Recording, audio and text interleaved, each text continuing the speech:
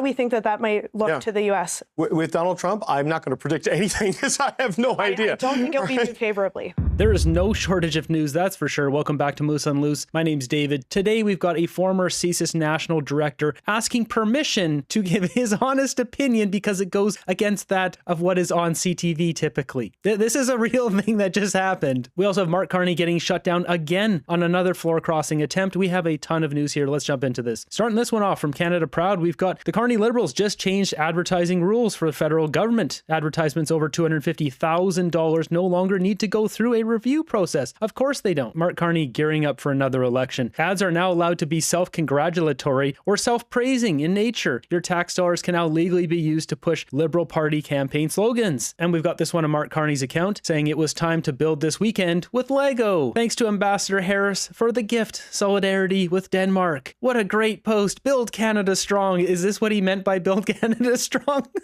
This is embarrassing. Why post this? This offers nothing. It looks ridiculous. Moving ahead, we've got conservative Steve Bonk. He came out with that video, maybe it was like 2 weeks ago, showcasing Mark Carney and Brookfield, the slave labor, all that stuff, the deforestation of the rainforest. He is getting slammed, as it says here. His social media accounts have been targeted by AI spicy time bots ever since he released that documentary, and they're trying to get him shut down. They're trying to silence this conservative. He must have hit a nerve. You bet he did, because the mini doc was just that good. To the point, specific and damaging, all at the same time. Keep the pressure going. Moving ahead, we've got conservative here has been approached by Mark Carney to cross the floor, and as you can see here, he says, over the past weeks, I've been approached by the Liberals and encouraged to cross the floor. I have firmly rejected their offer. I will always honor the trust my constituents of Brampton West have placed in me. I was elected to be their strong voice in Ottawa and remain fully committed to representing their values and priorities. I'm proud to stand with our leader, Pierre Poilievre, the next Prime Minister of Canada, and I will continue to fight for the priorities that matter most to the people I represent. I will continue to fight for safer streets and neighborhoods, jobs, affordable housing, secure borders, and stronger pay in a sovereign Canada. This is just beyond embarrassing. Mark Carney just keeps trying this nonsense. Instead of inspiring Canadians to want to vote for him, he just wants to cheat to win. This is going around here on X as well, and mainstream media not mentioning a word. Can't imagine why. Moving ahead, we've got Donald Trump here announcing he wants to make every AI data center get its own power from tech company instead of raising America's electricity bills. First up is Microsoft, who my team has been working with, which will make major changes beginning this week to ensure Americans don't pick up the tab for power consumption in the form of paying higher utility bills. We're the hottest country in the world, etc., etc. He's rolling out a lot of policy changes here. And we've also got Trump with this one, effective immediately. Any country doing business with the Islamic Republic of Iran will pay a tariff of 25% on any and all business being done with the United States of America. This order is final and conclusive. Thank you for the attention on this matter. I don't know how many countries that are doing business with Iran are doing business with America. I'm sure there's some. I'm sure this is going to hurt Iran in some way. And speaking of Iran, America has issued this. Leave Iran now. U.S. issues advisory for its citizens amidst arrest. In this advisory, the embassy said that the protests across Iran may turn violent. I mean, there's numerous people being ended. I believe there's up to 500 now is what they're saying, by the government itself, by the Ayatollah's regime. And they're urging U.S. citizens to take immediate precautions. The embassy advises citizens to consider leaving Iran by land to Armenia or Turkey. In other world news here, we've got this. This is wild. Out of the UK, we've got the proposed Chinese super embassy includes a secret basement room just a meter away from Britain's most sensitive communication cables. This is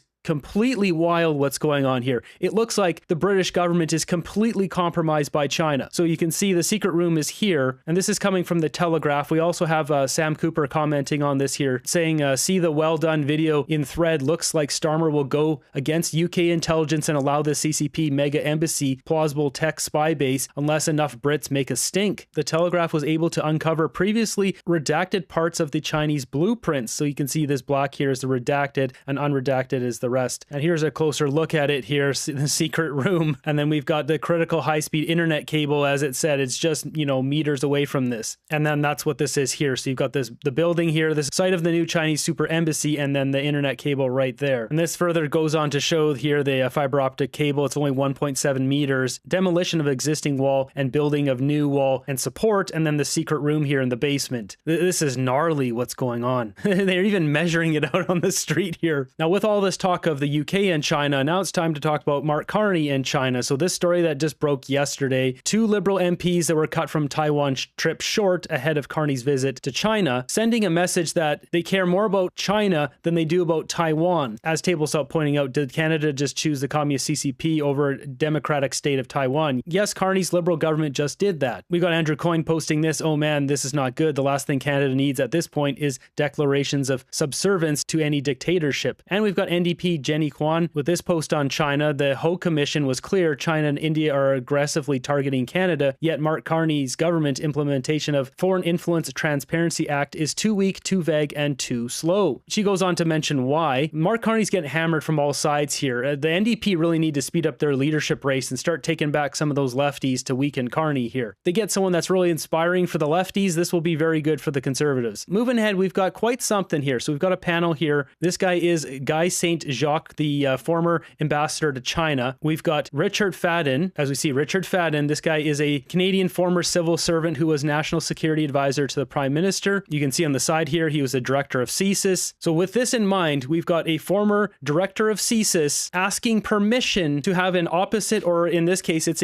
essentially a right-wing opinion on this whole situation with Carney pulling these 2 MPs from Taiwan. Guy, I wanted to lean on your expertise as a long-time diplomat, because we did see something materialize today when it comes to sort of weaving through all of this diplomatically, and that is with Taiwan, right? China, of course, has a very specific position on Taiwan. Canada does not share that position officially. We had a delegation that was in China, including 2 Liberal MPs who decided to come home early because their presence there would have essentially been problematic for whatever message the Prime Minister is trying to deliver in China. The Conservatives who remain in Taiwan essentially say that's cowering to China, to an authoritarian government in China.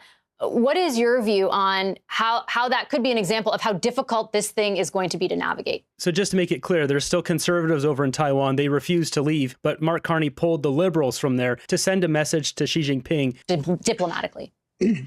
Well, I think that was the right decision. It would have been difficult for the Prime Minister to explain the presence of Liberal MPs in Taipei while he was in Beijing, and I think you just have to remove as many potential problems at this stage to set the table to have more meaningful discussion. This being said, we need to continue to have contacts with Taiwan, to send a delegation there to business people, because it's a country, in fact, where it is easier to do business than in China. And this guy's contradicting himself. He's saying it's good that Carney did this. This was the right move, yet we should still send delegates to Taiwan because they're a democracy and China is a dictatorship. You can't make this stuff up. And I think that the Prime Minister will want to address Taiwan when he meets with the Chinese leader, will want to impress on them the importance of maintaining the status quo. Otherwise, there could be very difficult consequences for China, including sanctions. Dick, the final word to you. As Canadians listen to this conversation and think about all the national securities that you and I have spoken about so frequently over the last number of years, and they may be asking themselves, like, is there a way to do what we just outlined and still preserve our national security, vis-a-vis China? What is do you believe the ability exists, A, and B, how do you get there? Just remember, this is the former director of CSIS saying this. Yeah, I think the ability exists. And if it didn't exist, we would have to create it. We are either going to develop the capacity to protect our sovereignty in collaboration with our allies, or we're going to lose that sovereignty. I think we have to be very, very clear with China, what we're prepared to put up with and what we're not prepared to put up with. And I think one of the difficulties we've had with the previous administration, with Mr. Trudeau's government, is that we had a whole raft of issues and difficulties with China, and we didn't want to talk about it. I think we have to be more upfront publicly and make sure that both the Canadian population and China understands that. I hope you don't mind, but I'm going to disagree with Guy on a small point. I think it was a mistake for those 2 MPs to leave Taiwan. You hear that? I hope you don't mind. I'm going to disagree with Guy on one point. He's asking for permission on national television to have a right-wing opinion on here. That's essentially what he's doing here. I hope you don't mind, but I'm going to disagree with Guy on a small point. I think it was a mistake for those 2 MPs to leave Taiwan. We have a one China policy, and whatever we can say about the Chinese, they are not stupid. They understand it perfectly well. And I think they know well that MPs and officials and members of the media visit Taiwan all the time. And we're removing them, I think, risks giving the impression that we're a little bit scared about the upcoming meeting with the Prime Minister. So while Guy is a much bigger, better diplomat than I am, I would argue in this case, it would have been better for them to stay and for the Prime Minister to simply say it's consistent with the policy that we've had for the last decade. This account here cut off one piece which was important. I usually preview this stuff when I'm out for a walk or a hike. Here's the end that wasn't cut off. We say it's consistent with the policy that we've had for the last decade. I'm going to leave it on that note. We welcome all views on this show. Thanks for sharing yours tonight, everybody. Thanks for your analysis. We welcome all views on this show. Like Vasi had to clarify that you're allowed to have a right-wing opinion on here. So over on CBC, the nonsense here is exactly what you'd expect. Painting a picture that this is a good thing that they pulled back these MPs from Taiwan and we need to appease China. Rob, I hadn't considered it the way Brad just described it, as a gesture, right? Rather than risk mitigation, it's maybe something, as he sees it, designed to appease Beijing. I mean, it speaks to the complexity of this whole trip and the various components to it. I think it's also a reflection of the reality that Canada has guardrails in terms of its relationship with China. China clearly has guardrails in terms of its relationship with Canada. And when it comes to human rights, when it comes to Taiwan, those guardrails are very, very narrow for Canada. It also, I think, reflects the fact that this is just the beginning of a reset in the relationship between the two countries, and that is embryonic and remains fragile. Jumping ahead in this panel, we've got Kate Harrison dropping some serious truth bombs, talking about human rights violations in China. Kate, last word on this, about this balancing act of values and value that we're kind of seeing on display with the China trip. I think it's important to keep in mind that the human rights abuses that occur with China do not stop at Chinese borders. China and Russia, according to the NORAD commander, are regularly more actively buzzing our north. China has interfered in Canadian elections. There is more to be considered here than the plight of the Uyghurs, so that is also something that we should be preoccupied with. The reality is that we would not be entertaining this conversation with China if the Prime Minister had actually followed through on his promise to deliver a new economic and security partnership with the United States. Now we're backed into a corner of having friends in China and Qatar because we failed to secure the most important trade relationship that we have. Right. Well, the U.S. Wow, that's a mic drop right there. And listen to David Cochran here try to clap back. How do we think the U.S. is a relationship that we have? Right. Well, the U.S. plays a role in that too, though, Kate. Like, let's be fair. How do we think the U.S. is going to respond to pulling back from Taiwan?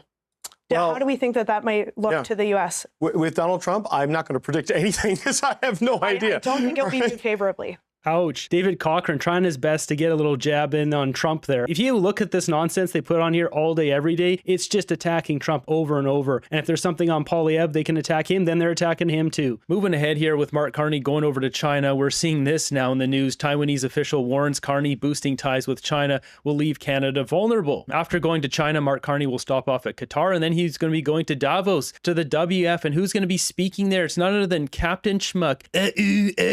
Cash in some money there at the WF. Trudeau to headline Davos Soft Power Summit as global elites meet for WF. This is so preposterous. Trudeau taking a week out of his busy life of vacationing on yachts to go speak at the World Economic Forum. So jumping over to CTV here, we got James Moore talking on this relationship here with Xi Jinping and China. Realistic expectations for this trip. We talked about, the tariffs and the back and forth, and we've been running a story as well about how much this is hurting canola farmers in particular in this country. What are you expecting for these next couple of days as the Prime Minister heads to China? I think immediate deliverables, none, but that doesn't mean this isn't going to be a very significant trip. This is an important trip. In the face of Donald Trump and in face of calendar 2026, where we're going to have a re-examination of the Canada-US-Mexico free trade agreement, I think it's important to, frankly, kickstart not only a relationship within China, because it's been more than 4 years now since the two Michaels have been released. It's been almost 9 years since Prime Minister Trudeau was last in China. So to sort of refresh the relationship with Beijing, with Xi Jinping, I think is important on some practical issues like the access to canola and some specific commodities that we want to get into the Chinese marketplace. But also, I think it's most important to kickstart a conversation here in Canada with informed media amongst Canadians in legislatures, in Parliament.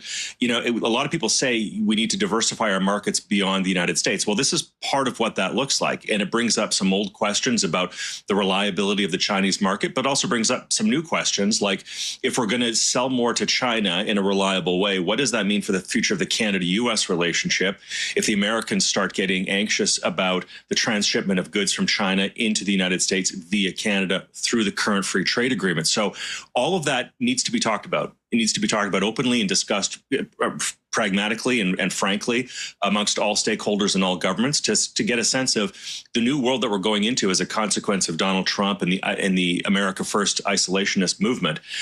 What does that mean in terms of our opportunities around the world? And that's part of, I think, what this trip is about, and what the Prime Minister wants to inspire is more debate within Canada about our relationship with China. And it feels like the only thing Mark Carney wants to inspire is his ability to enrich his shares in Brookfield. Like, that's what he's going there to talk about China with. Whatever him and Bruce Flatt and all the directors at Brookfield and what they've got conjured up there, how to push more money over into Canadian pension funds, into the Brookfield Global Transition Fund 1 to increase his carried interest he gets at the end of the day. This is all about net zero. Are they going to talk about canola? Probably he'll spend 5-10 minutes on it. Then he'll move on to more important issues like Brookfield. But really, whatever Carney comes back with will tell us a lot. That's what Mark Carney has been doing, right? We talk about, the outside of the value base that Justin Trudeau really did focus on, would not necessarily do business with countries that had human rights concerns or otherwise. And this has been a testy relationship between Canada and China. The accusations of foreign interference as well that we've been talking about for the last couple of years. But it really is going to be a reliance on these countries and elsewhere around the world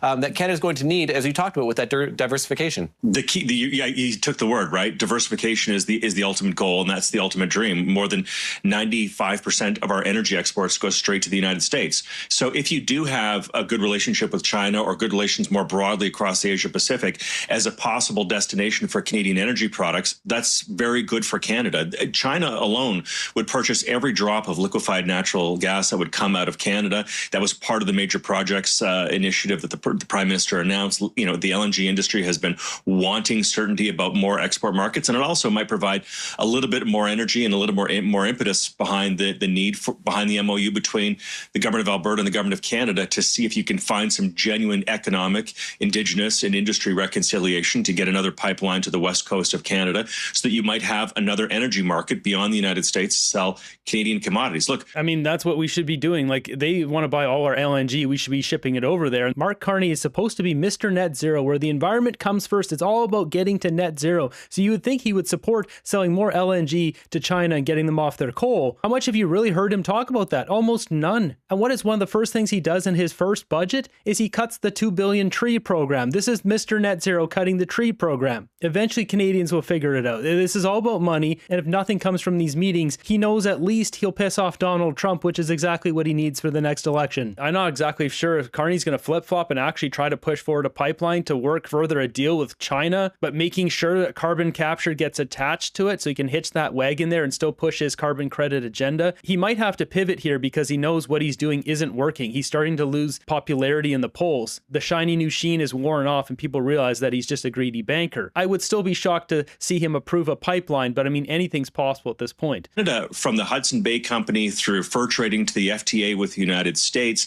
to NAFTA to the Canada-Europe Free Trade Agreement, Canada has always been and always will be a trading nation. Our standard of living is dependent on creating Canadian jobs through world sales, breaking open foreign markets, and building trade relationships, because the Canadian market alone internally, it's not big enough to sustain the quality of life, the social programs that we expect, and the standard of living that Canadians demand. So we have to sell to the rest of the world. Part of that is going to have to be China. China is our second largest trading partner. With it comes all kinds of asterisks and risks, not only for Canada, but also for the Canada-U.S. relationship. So it's important to have this debate kickstarted. And Prime Minister Carney, to your original question, will there be some clear deliverables out of this trip? Probably not. Will it create some momentum towards further conversations between the governments? Probably. But most importantly, we need to have this dialogue within Canada about trade diversification and what it really looks like and the trade-offs that we have to make. I mean, if Carney really wanted to show himself as a leader, he would come back with actual deals and show that they're moving forward with something, but he's not going to. Because once again, the Mark Carney show is all about himself. Will Carney ask Xi to stop using our country as a money laundromat? Who knows? Will he also crack down on precursors flowing into our country? Probably not. Xi Jinping over there hiding in a bunker, same deal with Macron.